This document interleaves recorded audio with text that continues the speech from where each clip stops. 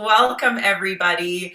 It is just after 9, and so I want to hop into this because we have two just incredible experts with us this morning. Now, depending on your level of Zoom, like whether you've upgraded it, I'm gonna see if we do a little spotlight action, if I can spotlight both. There's Mr. Terry Hyde, who's going to be joining us today.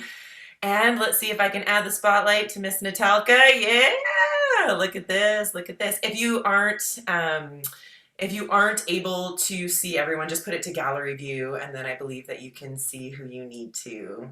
Thumbs up if you can see our friends. Terry and Natalka, very good, amazing. All right, well, I have a fun little poll. This is just to see who's joining us today. So I'm going to launch the poll, and if you can click on who are we, friends? What do you resonate? Dance educator, dancer, artistic director, competitive studio owner, parent, other. Let's see who we have on the call today. On the call, Zoom, on the Hangout, on the Meetup. Amazing.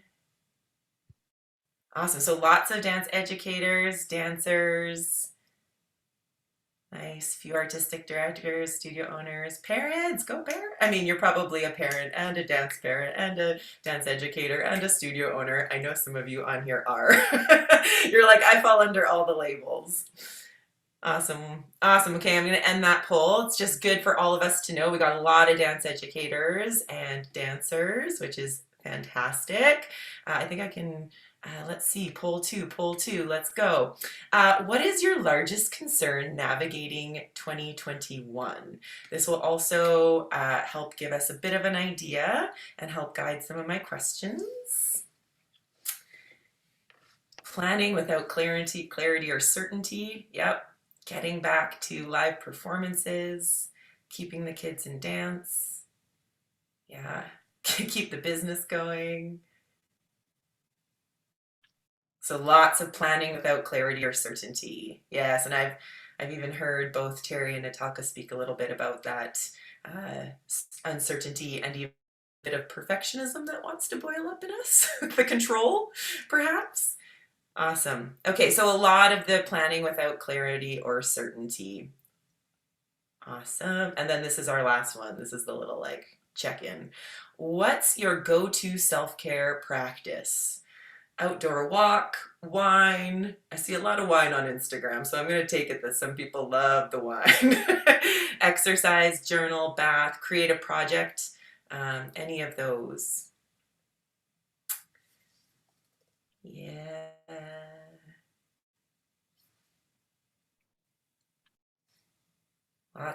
Lots of baths, which is awesome, awesome. And exercise. Cool. Okay, I'll shut this down. I can even share those results. I don't know if you can see those, but bath is the winner, which is so funny. I have a lot of conversations around baths because that's not my favorite. Awesome. Okay, well, let's get rolling. So first I want to acknowledge the Alberta Dance Alliance, the ADA, for bringing us together. And it is the 1-year anniversary. I heard on the news today, literally today, 1 year ago, was the first Alberta case reported. So although it's not the anniversary that I think any of us would like, it is definitely important, and I think just needed to acknowledge how we got here, you know, where we've been, and also where we're going forward and how we move forward. So thank you to the ADA. I am overwhelmed and just overjoyed with the number of people who were interested in this session. We maxed out on Zoom very quickly with registrants, and so it will be posted on the ADA website. But to me, this is a huge indicator of just how important and how much our dance community is prioritizing and seeking this kind of mental well-being and mental health and mental support. So I'm really proud of the dance community for being just so invested and proactive with the work. Today's about connecting with the community. Like I said, there's so many friendly faces. The dance community is quite small, especially in Canada. So it's so nice to see everyone. And I've really asked and sort of prompted the idea with Natalka and Terry that we talk about the dance specific side of some of this work, because we know in general how it's affected our world, but let's actually talk about our community today. And then, yeah, we're gonna get so much wisdom and so many tools from these two brilliant minds. I'm very, very excited. So I will intro the experts. I have a few questions that have been submitted and that we'll work through as prompts. But I've given Amanda, I don't know if Amanda give a wave, but she is our fellow ADA member and works with the ADA. She's going to keep her eye on the chat. So if there's anything that you're feeling like, ooh, expand on that, please just like write it in, and I've given her full permission to like interrupt and say, hey, go more, go deeper. And then at the end, I'll also open up some space for just general questions. So I feel like everyone on here is friends, but in case we don't know each other or we haven't met, my name is Lauren Ritchie. I have my master's in education and coaching studies with a specialty in mental skills training for dance educators and dancers. So it's been 20 years of teaching dance and 10 years of bringing mental skills work into the studios. I know that right now I am surrounded with so many educators who really, really want to bring the most supportive, healthy, resilient, facilitative environments in the studio space. So that's what my work has centered around for so long. And it's always inspired by brilliant people like Terry and Natalka. So Terry, he is a retired professional dancer from the UK. He has danced with the Royal Ballet and the English National Ballet as a soloist. He has performed on the West End, managed many UK artists, and is now a psychotherapist and a counselor. And I went down the rabbit hole of Terry's podcasts and videos, and so I know with certainty there is a wonderful rabbit hole to go down. So thank you for joining us, Terry. And then thank you for inviting me, Lauren. Yes, and welcome to Canada. Thank you. It's 4:10 here, so good morning to you, good afternoon to me. Yes. And Natalka, oh, so excited. She has her master's in counseling psychology and a BA in dance, specializing in ballet. She's a licensed counselor, and I'm very excited because she is currently taking on new clients at In-Depth Physio. And so she has her arms wide open to the dance community in Alberta, wide open. She's a Cicchetti certified ballet instructor, and the ballet director of Evolution's School of Dance. So welcome, Natalka. Part of me wants to see your little dog just like hop up on your lap and join us, but yeah, I left him downstairs. I warn everyone I might hit mute on myself, and that would be Riggins barking at the mailman. Okay, so let's dive in. Terry, why don't we start with you? So much of the work that I do was informed by my experience, wanting more mental school or skills to transition from the competitive, community into a professional dance career, needing them when things got really, really hard. So I'm wondering, for you as a dancer, what was your biggest mental obstacle that you had to navigate? Well, I had a look at this. I had a look at the question because you've sent the set questions to us. Obviously, we don't know what the participants are going to give. And I stared at this and I thought, there wasn't anything. I just dealt with it. There's a sort of focus that dancers have, especially ballet dancers. I started ballet when I was 6 years old. And at 10, I won a 5-year scholarship to the RAD and then went straight into the Royal Ballet Senior School before going into the Royal Ballet. So that was my concentration. So like some musicians, gymnasts, swimmers, ice skaters, all of those sort of things, we have a lost childhood because the focus was all on dance. So from that point of view, there was no hesitation in that respect. So there were no nerves, no anxiety, nothing like that. There was just this sort of blinkered, I think you call it blinders, don't you, view of life, and that was it. So there was no apprehension at all. Great. How about you, Natalka? I'm like, tell me I'm not alone. No, I think that's so cool to kind of hear a different perspective, because that wasn't really my experience. Like I had a lot of things going on in my life outside of dance that really affected sort of like how I went in. So I think for me, the biggest obstacle was probably just being afraid to take up space and to be seen, to believe that I actually like deserved to be where I was, and that I deserved to have talent, or to have the ability to dance with people who I just was like, oh, I'm not good enough, or I don't deserve this. So there was like a lot of auditions that I didn't go to, or opportunities that I didn't take because I was just afraid that I would never get them. So I just withheld opportunities from myself. So when I learned as an adult dancer, as I moved into my schooling and my education, how to actually take up that space and like have a voice and to do that, it was crazy how it completely just shifted my dance career. And it was like opportunities just started coming because I was like, oh yeah, I'm here now. Now I deserve to be here. So that was a tough thing for me to overcome. What's so interesting is that I feel like I'm kind of a mix of both of you. I had that extreme athletic identity, Terry, I'm right with you. Although I don't think mine's a lost childhood. I don't know if you could have pulled me out, right? Like that's what I wanted mine to look like. But it's when I went to the professional world, I crumbled. Yeah, I didn't know how to operate taking up space or believing that I'm enough or that it's possible. And to me, in a dance community that really champions we're building resilience and self-confidence, I'm like, how did I lose mine so quickly? So I think that there'll be some even interesting conversations, because I know a lot of dancers right now are transitioning in an identity space or trying to navigate who they are in this new. So Natalka, maybe you could keep riffing on the conversations that you're having most in your practice right now.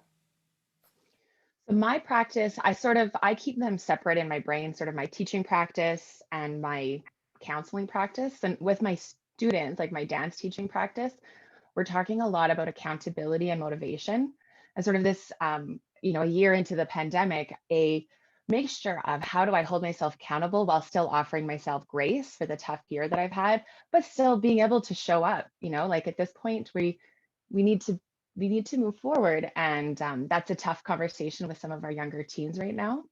So Mm. just being able to like show who you are as a mover and as a person is a real big conversation right now. And then in a more of a therapeutic context, I think it's more so sort of this identification of our needs and being able to self advocate for what I need. And I think for a lot of people, especially dancers, it's really easy for them to look at what other people need. If they see someone else struggling, it's really easy to be empathetic towards the other person and identify that they might need something. It's a lot harder for us to look into ourselves and be like, hey, I'm struggling right now. What do I need? Because that takes, again, that conversation about grace, and it takes a lot of vulnerability to be able to look into yourself. So that's sort of, I think, what we're addressing in a therapeutic context is how do you advocate for your own needs through all of this? Yes. And recognizing that we were probably of a generation that was not allowed. That was not a thing. When you came to your dance teacher, and if you were, expressing something like that, it would, no, pull up the bootstraps, off we go. So learning both as dance educators and as teachers on how to even advocate that, I know has been something that I've even navigated through. How about you, Terry? What are the kinds of conversations that you're having over in the UK? Well, you see, because my clients come from all around the world, it's not just necessarily in the UK. I do workshops virtually. So a lot is coming up in the workshops, in the Q&As at the end. In the sessions themselves, there is, for the professionals, a realization that maybe I'm not going to retire in 2 years, I'll do it now. So that, this pandemic has actually created a stop and think. So there's a lot of stop and thinking going on, as in, do I transition now? Do I go into something else? Do I go into go back to school, for instance? Do a business management degree, so that if they wanted to go into to become a director or a principal of a vocational school, they then have different skills. But of course, dancers, because of the training that we've had right from an early age have got transferable skills. So it's trying to actually explain to a dancer, you can pick things up quickly. You are focused. You can do this. You can do that. And then there's sort of there's a realization there that oh yes, I'm not just a dancer. I can be something else, because there's that fear. There's that fear of a loss of identity. You know, it's not just the career; it's the identity, because of growing up from 5, 6 years old, or some even I started at 3. There is an identity there that has to be dealt with through a grieving process. Every transition that you do from local dancing studio to a vocational school into a company or a show, if you're freelance and you go from show to show, you've got to transition each time. And so dealing with that in therapy is very important. You can't just sort of push it aside. So those are the sort of things, the questions that are coming up in the workshops. And the workshops that I do, I can be just a small studio or a 500 students in a vocational school. But the common thread is, what if? What if there aren't going to be any performances anymore? What if the theatres close down because they can't get enough income from? So it's all the what ifs, and I try and get them to say, forget about the what ifs. You just focus on what you need to do to keep yourself going. And it's a bit of a struggle there with some people, because a dancer's mindset is very fixed.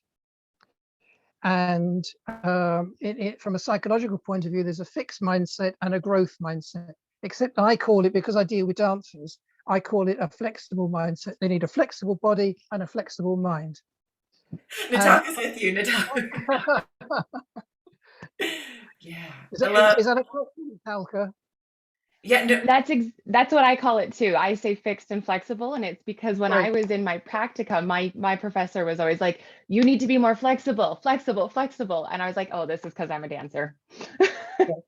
Well, no, this is true. So dancers have got to have flexible bodies, flexible minds, to be able to maneuver themselves around the pandemic at the moment. The more flexible people are in their mind, the more accepting of the situation. If you can't accept the situation, then you can't go on. So both in the workshops and in therapy, there is the situation of trying to get the dancer to realize not to deal with anything that they can't control. Just deal with what you can control, and then you can change things that you can control. You can't do anything like that with the stuff that you can't control. You can't change it. For those of you who know, there's the Serenity Prayer, which is so applicable to this situation. I don't have it here. I probably, if I make a mess of it, if I paraphrase it, but for those that are nodding and knows the Serenity Prayer, you can look it up while we're on at the moment. Okay, Lauren, I hope that's answered your question. That absolutely has, and it's opened up a few things. This idea of identity, I think that it has challenged everybody in every facet of their life at this point. I've really heard it with dancers as well as educators, even with the change in the routine of how much they're teaching and when they're teaching and what they're teaching, what they're focusing on in their teaching. So much has changed with that, just that identity. And so I think that that's brilliant and it makes sense. I do notice also there's a question. So I had a question come into me earlier around teens specifically. And Natalka, as you were talking about, having some of these conversations around getting back in and how you move forward and that process, has there been anything that you offer dance educators or parents in regards to helping teens who sometimes go a little bit more closed? The younger kids might blurt out a little bit more easily, but the teenagers start to retreat a bit and use each other as their sounding boards. So is there any advice or wisdom you can give to teachers and parents around how do we navigate these beautiful teens? Yes, I want to just add in one little detail about what Terry was just talking about first. In terms of the identity piece, I think part of the reason, and I think this links to what the teens are dealing with, is I think we all go through that. When we're a dancer, we inevitably transition at some point. I've definitely gone through that identity issue of like, okay, now if I'm not dancing on a stage, am I even a dancer? And I think that's something that we all go through. But I think what's really unique about right now is that it's a lot younger where we're seeing kids have this happen to people. Like I know as soon as the pandemic hit last year, we were hearing from the dancers, well, if I don't have a studio, am I even a dancer? So I think it's dealing with it from a younger age, which is unique because it's something that maybe we've all gone through at whatever point we had an injury or we transitioned or we did something.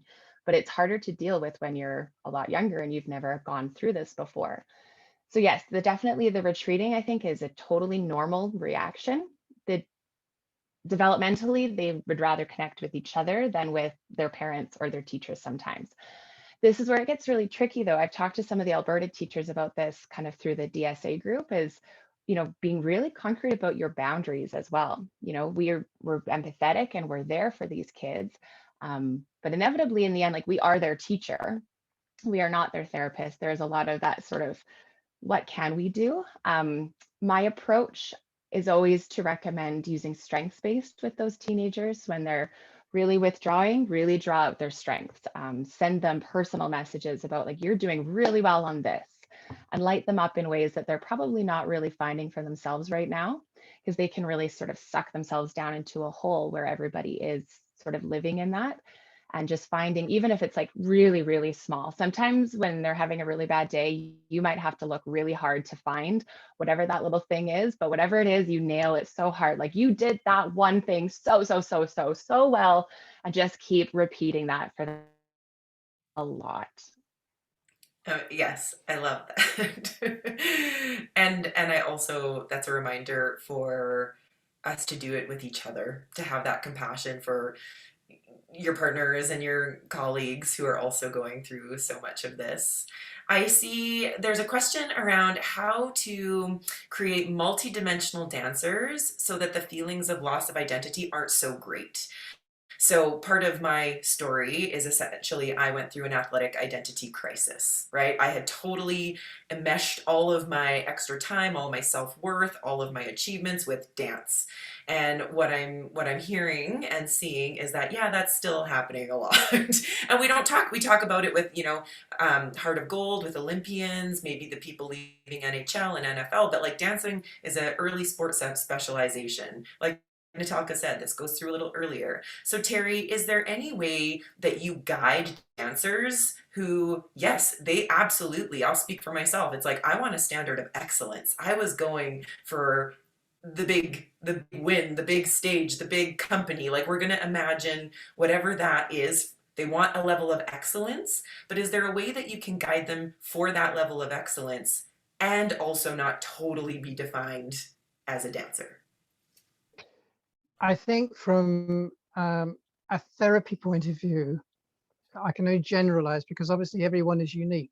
But from the workshop point of view, what I do is I use myself as an example, because I got to the end of the ballet bubble and I thought I want to do some more. I want to do something different. That's when I went into musical theatre. The first show that I did was West Side Story. Brilliant show. So, and then I did film and television. So it expanded, and I use that example as what they can do now, because we're still in the lockdown here in the UK, and so there's no classes, no nothing like that. It's all on the internet. So I said I suggested that even from sort of last year, go and find different genres of dance that you would never do. Go and learn how to sing. What about the hobby that you had, the violin or the guitar or the piano that's rusty under the stairs? Get it out. Do something different. And in fact, on your day off, don't do anything to do with dance at all or performing. Don't speak to any other dancers. Make friends with other people outside of dance. Broaden your horizons so that they can then develop into a whole person rather than to this, I'm going to use the word elite, but the totally refined, narrow view of life through point shoes, for instance. Yeah. So, by expanding their horizons I found a different world in musical theatre than in the ballet.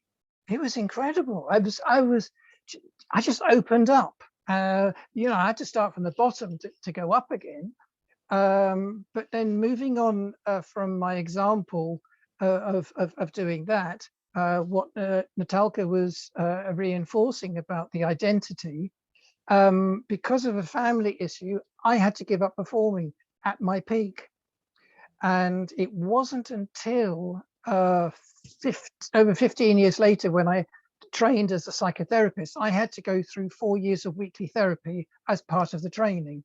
Did I then realize I had 4 to 6 years of grieving I didn't realize I was going through, grieving that identity. I couldn't see anything on television, any musicals, or because all my old friends or my old workmates are doing TV shows and things like that. I just couldn't watch anything, any ballet music. I had to turn it off or go out the room. And now, when I was doing the therapy, I realized that that was the grieving process. So to be able to use that, I don't necessarily use that in therapy, saying this is what happened to me, because it's all about the client, not about me. But have you tried this? Do you think that?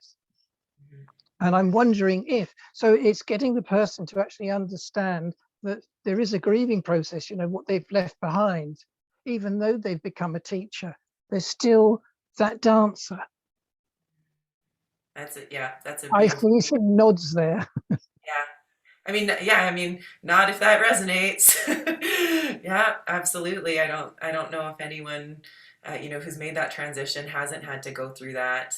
And that actually is a beautiful segue. Maybe Natalka, you can pick up on this idea, because we're entering into another competition season that isn't going to look the same.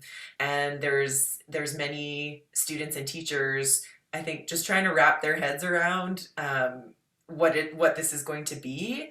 But I've even heard parents express that, competition season was such a part of their life, or seeing their dancer perform on the stage, or what is shared so often is just the community building that happens with competition, the hangouts, the gatherings. And do you have any sort of words or whispers in regards to, I feel like this whole year has been a bit of a grieving process, and it's whether or not we can even catch it, but any words or wisdom when it comes to guiding ourselves or the dancers as we continue to move forward, sort of missing the things that we would maybe hoped would have been back this year. Yeah, I think it's important, like you said, to even catch it, to acknowledge that that's happening. You've heard, Lawrence, you've heard me talk about toxic positivity and sort of the big hatred relationship that I have with it. And it's okay if this year's really not the best year for you. It's okay. We don't have to put on a fake smile and be like, it's going to be great. It's okay if it's not. And just being able to validate that it's not exactly what we wanted. But then there's something like, we call it radical acceptance of accepting the situation. This is a DBT skill, but it's accepting a situation for what it is, even if you don't like it. Because, for example, if I'm driving to work and it's raining, I don't like it, but I can't change it. So sort of and this goes back to what Terry was mentioning about our fixed and flexible mindset. My choice is I can be like absolutely miserable about the fact that it's raining, or I can be like, yeah, okay, it's raining, I'll put on a raincoat. I don't like it, but this is the situation that I'm in. So switching our mindset in that way can help us to just sort of find better opportunities to focus on what we can control in that situation, rather than the things that we're hanging on to or that we can't control. It gives us some freedom to be able to find the good and to be able to move forward in a way that benefits us.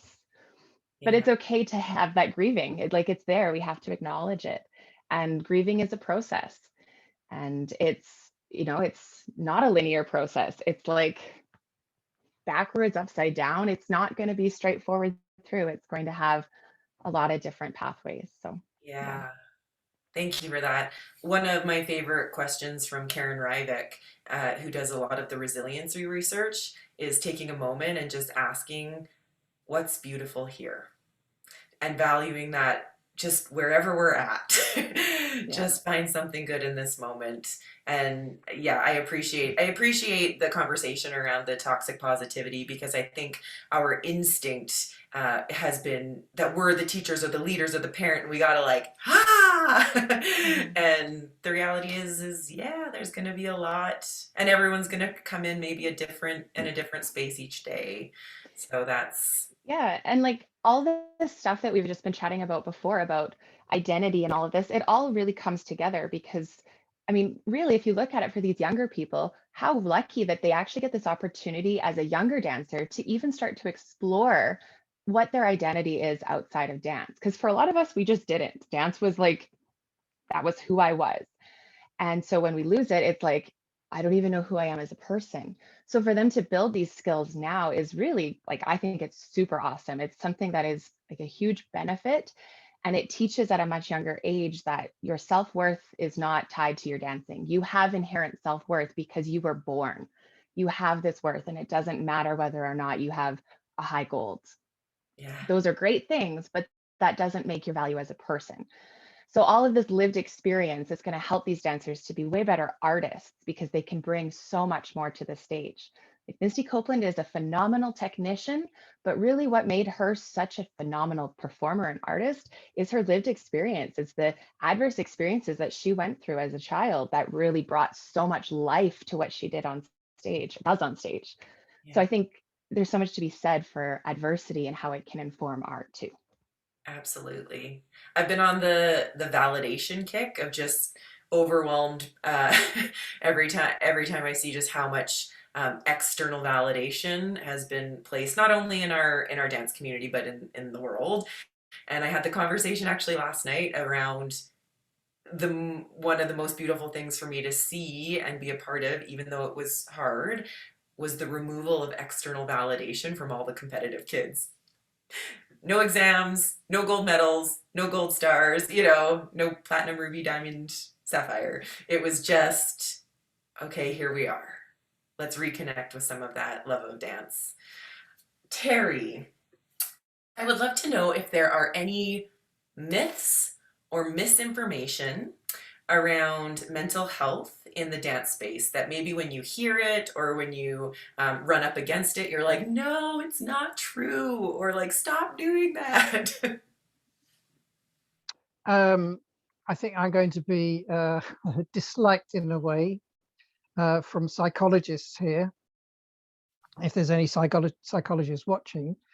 I don't believe it's helpful to deal with, I'll use an example of stage anxiety, performance anxiety, in the way, and that's just one example, in the way that it's used, because it's so superficial.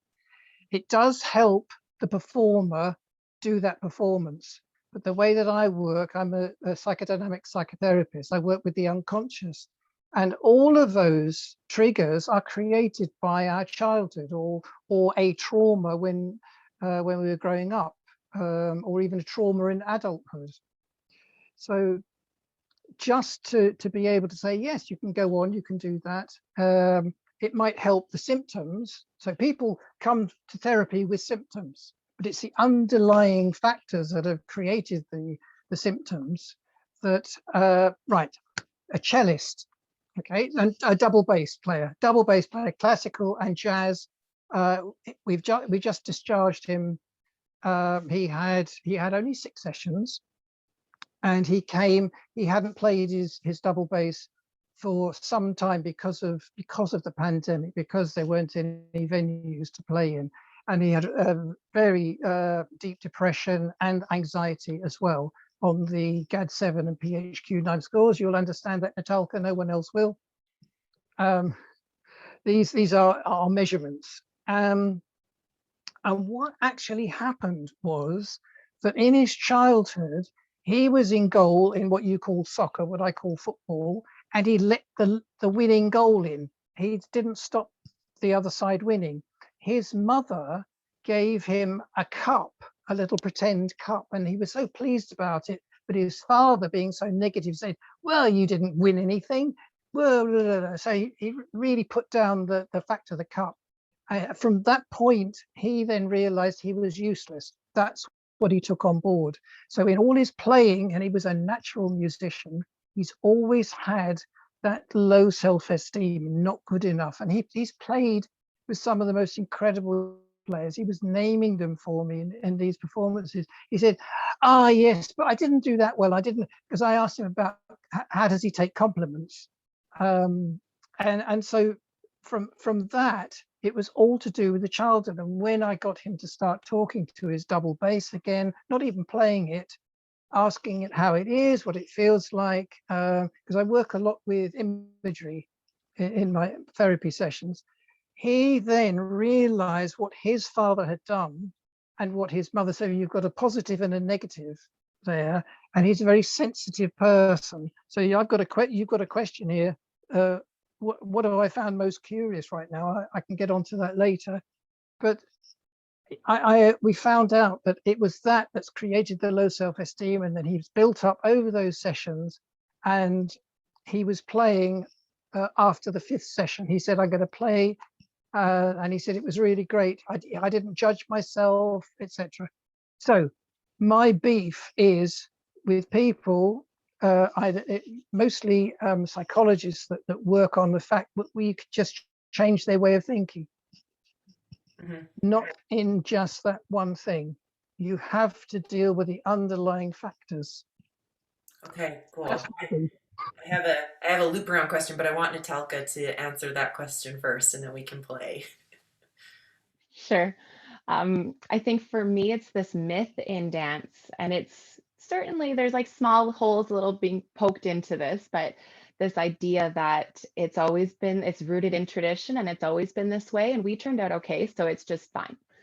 And I have sort of a big issue with that because of some like obvious, really outdated shame-based practices that are lingering, which are linked to like the issues around implicit or explicit body shaming or dieting or perpetuation of eating disorder or culture.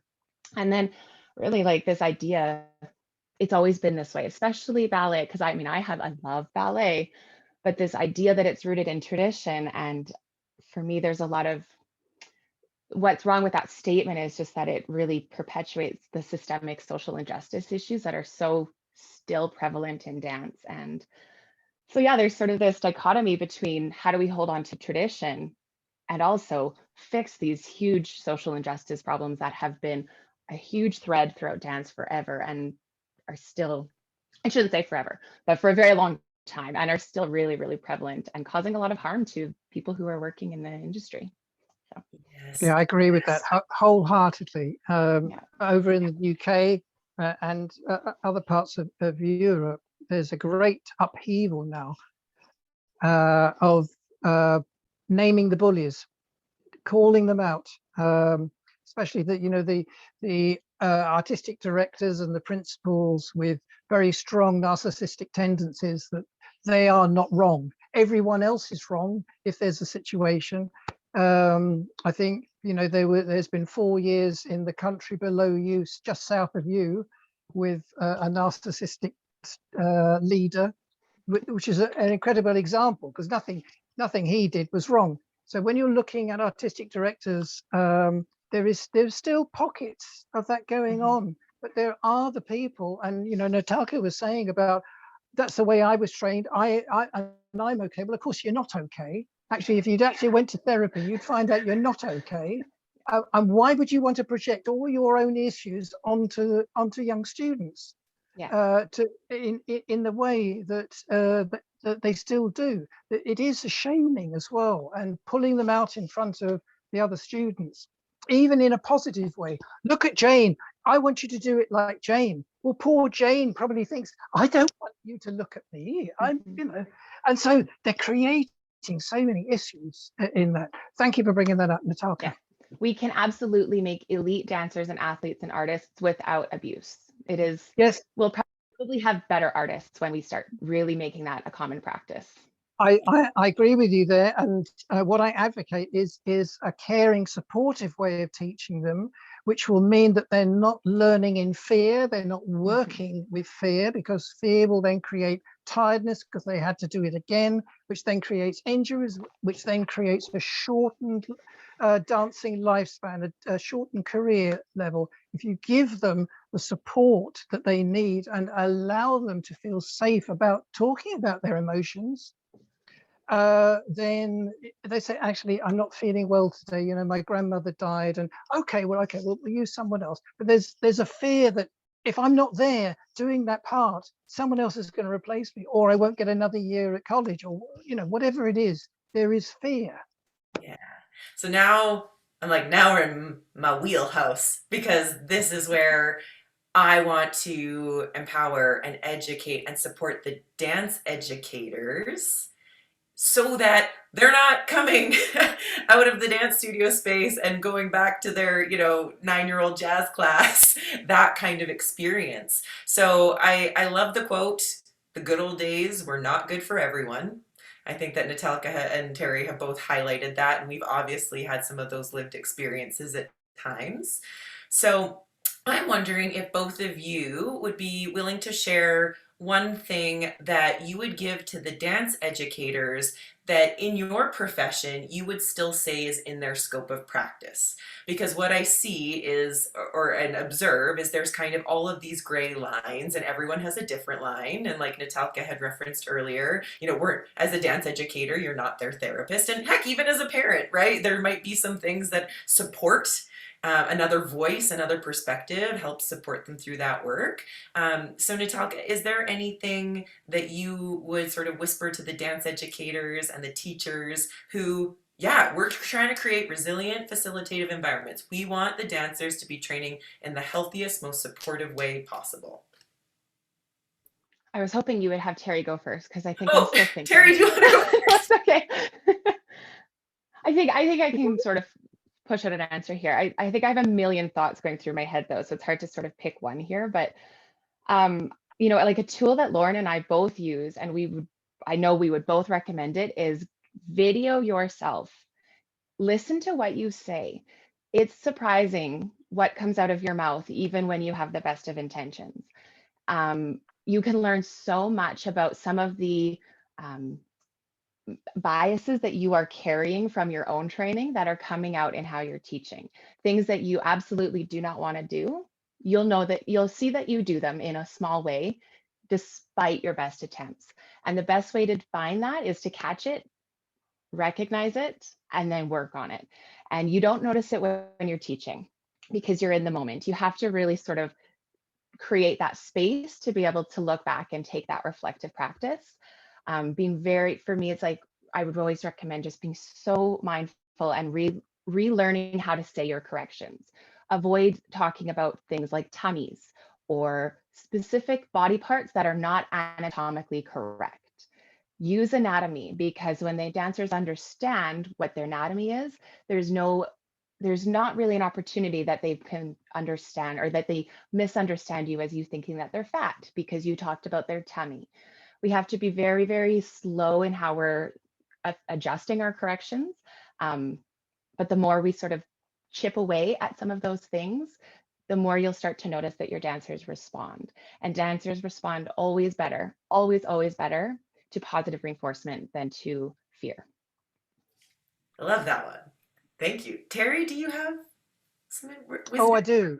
I've got a couple of things, if I can just fit them in, because we've only got a quarter of an hour left, I see. Mm-hmm. The SHT sandwich. The SHT sandwich. Yes? Okay. Say something nice. That's really good, Daphne, the way that you did that. If you could do your arm a bit lower, then it would help your elevation. But that was really good. So you've got the good, the and the either side. So that's the first thing. Now, my book is coming out at towards the end of this year, and researching it, and I noticed it in my therapy practice. Highly sensitive person, HSP. So Dr. Elaine Aaron has a website called hsperson.com. So she's saying that at least 20% of the population of the world is HSP. But I have noticed in my practice, and Natalka, you could perhaps say there's more than 50% of dancers are HSP. Now, the normal people, the ones that aren't HSP, don't understand it. You know, Lauren, you mentioned about pulling your bootlaces up.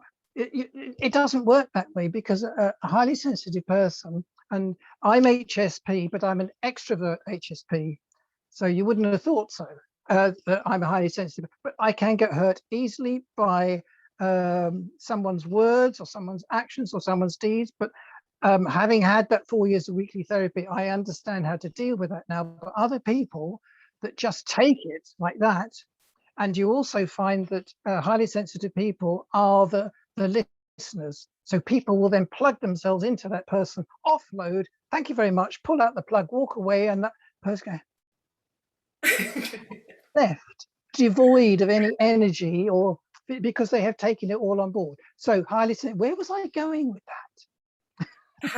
How to support teachers with highly sensitive dancers. So teachers need to understand that a highly sensitive person can't take the corrections in the way that teachers were taught before about it, you know, in a fierce way. You need to do better, you've got to do, because they'll just freeze, and then they'll live in fear within their little armor platey thing, and you won't get any emotions out of them, because there's this fear that they're going to carry around, the fear of doing wrong, rather than not the fear of doing right. I think I can do right, I can be all right on this. So it's the support. Do you understand the stick and the carrot? Yeah, the donkey. Don't beat it at the back because it won't move, but if you put a carrot in front of it and let it eat it further down the line, it'll go by itself. So teachers, use the carrot. Yeah, thank you. And the SHT sandwich. Yes. And that is another, I think that, you know, what Natalka sort of requested or gave as a tool of recording yourself, it is surprising. I was sitting in one of my classes, and because I was in a program with all other professional coaches, but I was the anomaly as the dancer, one of the instructors was talking about, yeah, the 4-to-1 ratio, the 4-to-1 ratio. And I was going, okay. And then I kind of needed a moment of, I'm sorry, what's 4-1? And it's like, well, you know, corrections to compliments. And I was like, 4 corrections to a compliment. Got it. You know, like that, because that tends to be the dynamic in our classes. And then all of a sudden he's like, no, like 4 compliments and encouragements to 1 correction. And I was just, right. Okay. Yeah, that's going to be new, you know? But when you record yourself, you can actually go, whoa, I thought I was being so much more clear in the encouragement. There's probably an opportunity there. Okay. Yeah. See, this is where I could talk and talk and talk. So I want to open it up in the chat. If anyone has a question they would like, I also have a million more, so like no pressure. But if you do have a question, let's pop it in now. Let's sort of talk. Hello, Linda. Hi, Carrie. Can I say something while they're putting their questions in? Yes. I'm just thinking about what we just talked about. I think another tool that I would recommend teachers do is learn more about diverse learning needs in your classroom, so that you have the opportunity to not teach them all the same. You probably have a lot of kids in your classroom who have ADHD or other neurodiversity, and they just happen to they end up in the arts because, well, they tend to excel. And I say they, but I'm also one of these kids. And, you know, learning how to understand different kinds of brains, how different brains work, and to be able to incorporate that so that we're not teaching them all the same. The more you can learn about neurodiversity, the more welcoming your classroom can be, because kids with, like, you know, kids who are on the spectrum or kids who have ADHD can do so well in dance if it's fostered well. We don't have to push them out like a lot of times happens. That is such a good point, Natalka, because I've noticed, and I use quotient questionnaires. I've noticed, especially ballet dancers, not necessarily contemporary, but especially ballet, starting from an early age, is a very black and white thinking. So it exacerbates the traits that may have been there, but it exacerbates them. So it pushes up the score. They may not be at a diagnosable level, but for them to be able to understand that a lot of these traits are very positive because they help with focusing, they help with drive. When you look at Richard Branson, he's been diagnosed with both ADHD and autism, although it was called Asperger's back then. They're trying to change it now. So it's a high functioning one. And so all the dancers are high functioning, but then you need to realize that when a dancer comes, because too much focusing on things like perfectionism, OCD, that's all in the autistic spectrum, that if things don't happen right for them, then anxiety takes over. So they may come with anxiety, but when you recognize, you're either shifting in your chair a lot, you're not looking at me in the eyes, and all of these things that Natalka was saying, if teachers did these observational courses, they would then recognize it and then realize that they need to change their language or the way they do things. Awesome. Okay, we got some fun questions. So I'll try and get to most of them. Some of them might be fast round. Steph had mentioned about Zoom fatigue for students, and I'm going to say teachers and anyone who is in front of the screen for a long time, and just any strategies on how to keep students engaged. I'm asking as a teacher and a dance mom. And yes, it's real. Natalka, do you want to maybe hop on that one? Yes, this is tough. Oh my gosh, Zoom fatigue. Like, I feel this so hard. It is like one of the hardest things to deal with. And it's really hard to train on Zoom. Something that I struggle with, and I see the teachers that I work with struggling when it comes to battling that accountability or giving into it. It's really easy for us to sit in it with the kids. A lot of times they're like, oh, teachers will be like, well, the kids were feeling really down. So instead of dancing, we sat and we talked about our feelings. And I'm like, no, get them up and moving. Empathize, validate. But I think of it sort of like, and Terry will get this from sort of therapeutic context.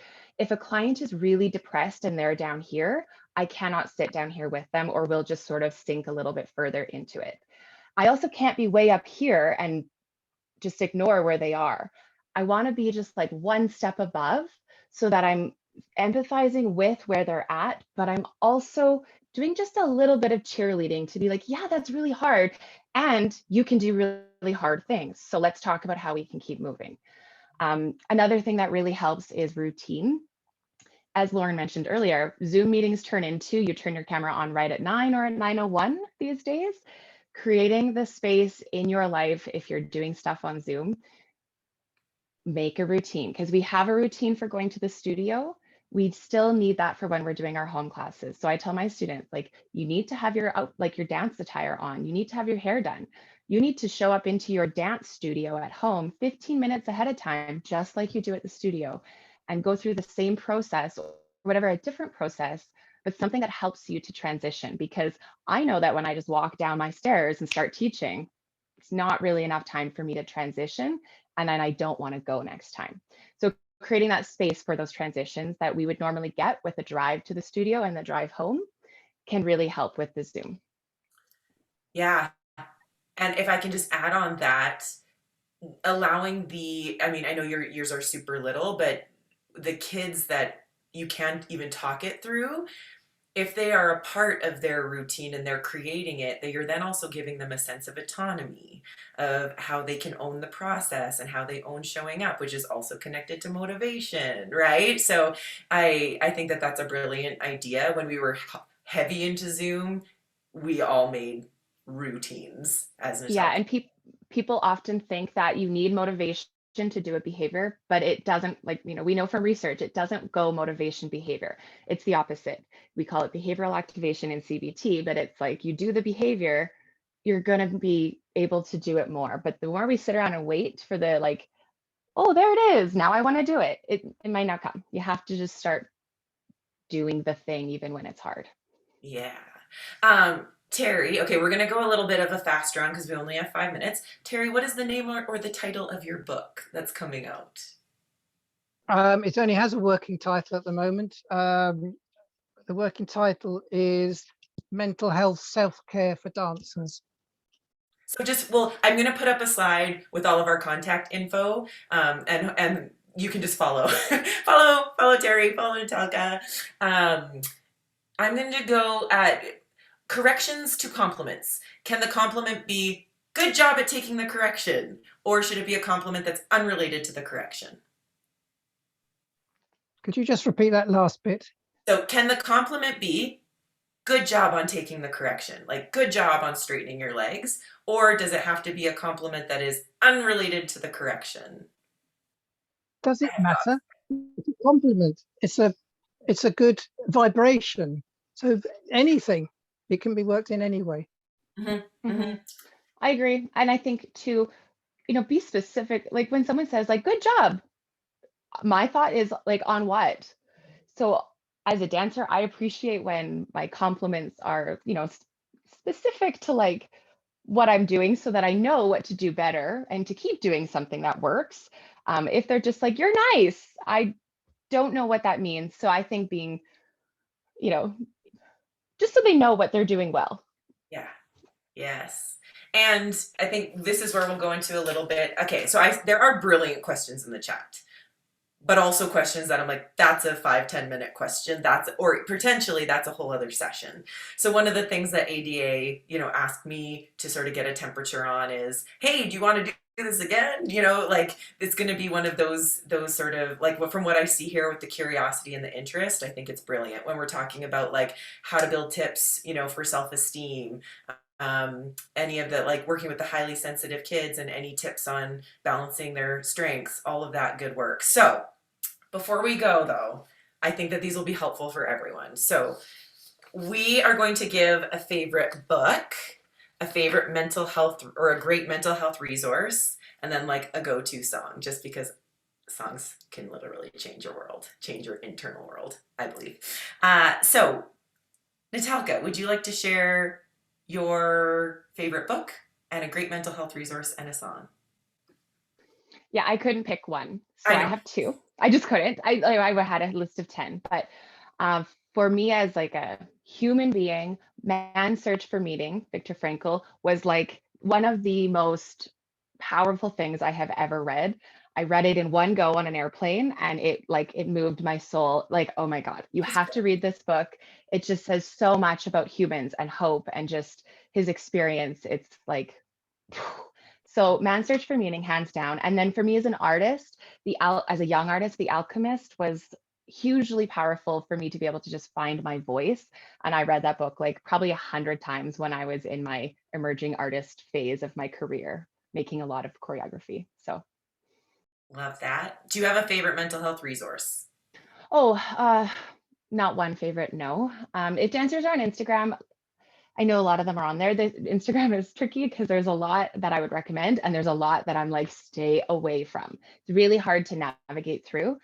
If you don't follow Lucy Clements, the psychology, or what is it, the dance psychologist, I would recommend her. My favorite podcast, I'm like really nerding out, but it's the Psychology Podcast with Scott Barry Kaufman. He has great guests. It's not dance related at all, but he brings in some of the greatest people from around the world to teach me about things I don't know. Yeah, amazing. Terry, how about you? Favorite book, favorite resource? Book, Counselling for Toads, as in Toad of Toad Hall, Counselling for Toads. It's only a very little book, thin book. Yeah, I was a follower of The Alchemist as well. I like that. Well, there's my resource, Counselling for Dancers, the Instagram account. There's lots of sort of little tips and memes and things like that there, but I don't really look at anyone else's stuff. Totally fair. Yes, the Psychology Podcast. I'm going to throw this up while I share mine, just so we can make sure that people are follower checking on. I love Mindset by Carol Dweck. I love it for myself and my flexibility and fixed mindset. And also it has a section for coaches and teachers. I have listened to some of her TED Talks and whatnot. I really love the book. I think that it goes just deeper. A resource, I'm kind of like Natalka on the podcast. I love Finding Mastery. Dr. Michael Gervais, speaks actually to Barry Kaufman and just elite world performers and gets into their mental framework and their mindset. So that has been that has been just like a really inspiring one. But again, it guided my education. I'm like, I want to hear how rugby coaches coach. I want to hear how hockey coaches coach. I want to hear how football I'm like, yes. So this was such an incredible hour. I'm so grateful. Natalka, can we finish on a song? Terry, finish on a song? Yeah, this is too hard, not one song, but there's so many good songs. The Bow and Arrow by Ruben in the Dark like speaks to my modern dancing soul. I don't think I will ever get tired of dancing to that song. So if you're not using it in your modern classes, get it out for your triplets. It is so good. Love it. Terry? I didn't know this was coming up. Did I miss Oh. something? Did I miss something? I don't know.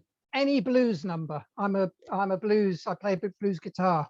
Love it. And I want to dance with, yeah, I want to dance with somebody, Whitney Houston. Like, I don't know, it feels right. It feels right in this crew. It feels right in my bones. My friends, we have so much more we can talk about. I see interest in 2.0. I mean this literally from the bottom of my heart, so grateful that we have so many dancers, educators, parents, studio owners that are invested in creating health and safe spaces, that are curious around how we can create the strongest, most vibrant community inside out. And so thank you for coming and spending your Friday here. I'm sure that there'll be more fun to be had. I appreciate every single one of you. Thank you, Natalka and Terry, and thank you to the ADA for creating this just wonderful and beautiful community gathering. And so as we move forward into 2021, I mean, a good meme is always helpful. Love a good meme. There is uncertainty, and yet we know from the talk today, focusing on what we control, watching our language and what we're focusing on and how we communicate that, all of these things are going to help us navigate the next step. Again, a Karen Rivek word that I love because she speaks to resilience is the word navigate. And just this idea that we are going to take that one step at a time. We're going to take one moment at a time. And to leave you with one of my favorite quotes for 2020, and it's continuing into 2021, is John Kabat-Zinn's, "You can't stop the waves, but you can learn how to surf."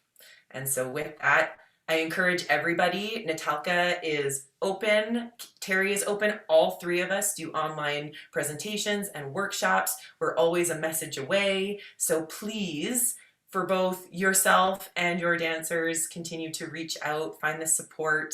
Like Natalka and Terry, they're the counselors. So if there is stuff going on, it's totally okay. And your dancers might need to hear that as well. It's great to talk to somebody else. It's great to talk to somebody neutral who is trained in all this beautiful work. Thank you, my friends. Have a wonderful weekend.